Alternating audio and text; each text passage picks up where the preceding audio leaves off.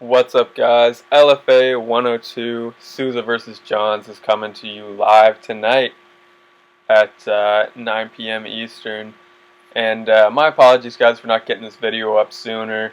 I just was really busy this week, so this is probably going to be a little bit of a shorter video than I normally do also.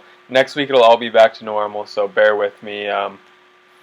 I just didn't have a whole lot of time this week. But without further ado, let's get into the picks.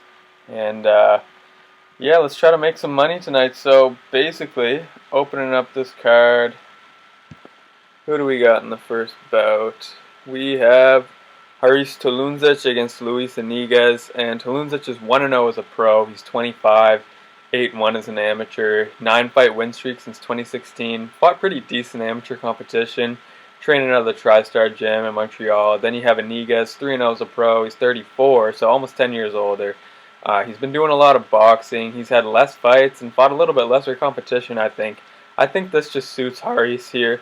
I think he's got the advantage, and I think he's going to put Iglesias away. So I'm going to go with Talundzic in this fight at welterweight.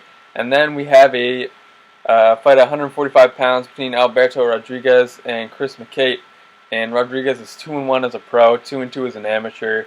Not really the most impressive resume ever. Then Mecate, on the other hand, he's 6-0 as an amateur, 1-0 as a pro. That pro win came on Gladiator Challenge, which isn't really the best promotion. But he does have a better resume, and he was an All-American wrestler in college. He's 28 years old, so you would think that he'd be able to get it to the ground and work some top control in this one. I feel pretty confident that Chris Mecate will get it done. That's one of the spots on this card that I kind of like. And then we have Jimmy Meza versus Brandon Lewis in another featherweight matchup. Meza is 2-0 as a pro with 2 finishes, 2-2 as an amateur, and hasn't really faced the greatest guys. Lewis, on the other hand, is only 23 years old. He's a really good-looking prospect. He's 7-1 as an amateur with 6 finishes, 4-0 as a pro with 3 finishes. Recently finished the undefeated prospect Cameron Miller on an LFA.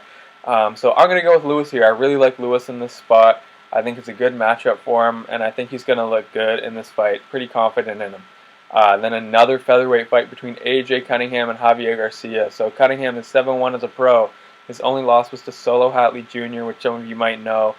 He's 11-4 as an amateur, where he was also beaten by Solo Hatley, but he was finished as an amateur and then went to decision as a pro. So definitely a better performance at the pro level, showing some improvements. And Cunningham just has a wealth of experience, man. Over 20 fights, big improvements as a pro, 6 finishes out of his 7 pro wins. And then we have Javier Garcia, is 5-3 as a pro. One of his losses was to Gabe Green, so that's really not a bad loss. Gabe Green was just able to pick up a win on the Kamaru Usman versus Gilbert Burns card in the UFC not too long ago. And Garcia was 6-5 as an amateur. One of his losses was to JJ Okonovich, who we saw in the co-main event of an LFA event not too long ago, where he was defeated. But even still, I just think this is a good spot for Cunningham. I think he's going to be a little bit better, have some slight advantages, and that's where my pick is going to be in this bout. Then a really interesting fight at 170 pounds between Steve Jones and Nikolai Veretennikov. So Steve Jones is 7-1 as a pro, 7-3 as an amateur. Really solid resume. But my pick is going to be on Nikolai Veretennikov here. So he's 7-3 as a pro. All 3 of his losses were in 2014. So I think we can kind of say that's in the past now. He's 2-0 on LFA. He was supposed to fight a good prospect in Darian Weeks not too long ago. But that fight was canceled. And he was pretty heavily favored by the Tapology votes against Darian Weeks, which kind of shows you what people think about him. People are pretty high on him on the LFA scene. He's a powerful guy. Good striker. He's, looks ripped. He's built really well. Got a good frame. I think he's going to have a bit of a size advantage here on Steve Jones. So I'm going to go with Veretennikov to keep his win streak rolling. 5 finishes out of those 7 wins. Or 6 finishes, I believe, actually. 5 or 6 out of the 7. So I think he's going to keep it rolling. And then we have a spot that I really like. Gregory Rodrigues against Al Madavao.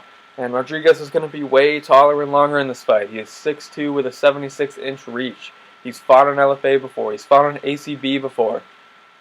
His most recent fight was on Dana White Contender Series, and it was a loss to Jordan Williams, who's also a big guy. He was supposed to fight Anthony Adams out of Elevation last month, but that was canceled.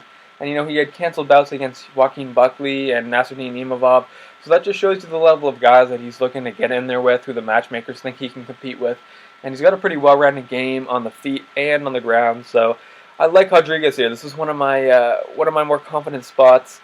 In terms of Madavao, he lost his to Nchukwi on Dana White Contender Series not too long ago, who is a similar size to Rodrigues. And Madavao is 5'8" with a 67.5-inch reach, so he's going to have a big size disadvantage in this fight. And he fought a lot of his fights on Alaska FC, which is a promotion that a lot of guys in the MMA betting community like to fade. Just kind of known to be a little bit lower level. But, you got guys like Uros Medic who are coming in and putting on a show on Contender Series and doing the same thing on a UFC card out of Alaska. So, no disrespect whatsoever there. I just think that Madavao hasn't really fought the same level of competition, and I think he's going to be at a bit of a disadvantage here in this fight. And I think maybe he should consider fighting at a bit of a lower weight. He is a little bit small for the weight class, but without further ado, let's get into the main event, Bruno Souza and Elijah Johns. So Souza's the underdog in this fight. He's on an 8-fight win streak. Only pro loss was his first pro fight. He has lots of LFA experience. Both of these guys do. He's a well-rounded fighter, pretty good on his feet and on the ground. He's athletic. He's light on his feet with a really nice kicking arsenal. He's got that karate background. And then Elijah Johns, on the other hand, is on a 5-fight win streak in the LFA, fighting out of Fortis MMA, which you really like to hear. He's got a nice frame. He's built well. And he's a powerful guy. This is a pretty close fight. I've seen a lot of guys on Johns. I've seen a lot of guys on Souza. The Tapology votes are pretty heavily favored on Souza. I don't know if I'm that confident. But let me tell you something, guys. I got money on both sides of this fight. I have a parlay where I got Souza on it, and I got a parlay where I have Elijah Johns. Because this is a tough one to call, honestly. It's a really tough call. So, do with that information what you will. For my official pick, I'm going to go with Bruno Souza. But just know I have money on both sides. So, this isn't really a confident pick. If you're just looking to make a single bet, I could see it. But this, I don't know. This isn't really a confident pick for me. So, definitely beware here. Elijah Johns could definitely get it done. I've got money on him getting it done. Bruno Souza could definitely get it done. I got money on him getting it done too. So my official pick is going to be on Bruno Souza, but just know I have money on both sides of this fight, so it's not a super confident pick. And yeah, guys, thanks for watching this. I know this video wasn't really as long as my videos usually are. I just didn't really have that much time this week. Obviously, I would have liked to get this video up maybe on Wednesday or something. So my apologies for getting it up the day of the fights, but best of luck tonight, guys, and best of luck on UFC on Saturday if you choose to bet that as well. And take care. I'll see you guys in the next video.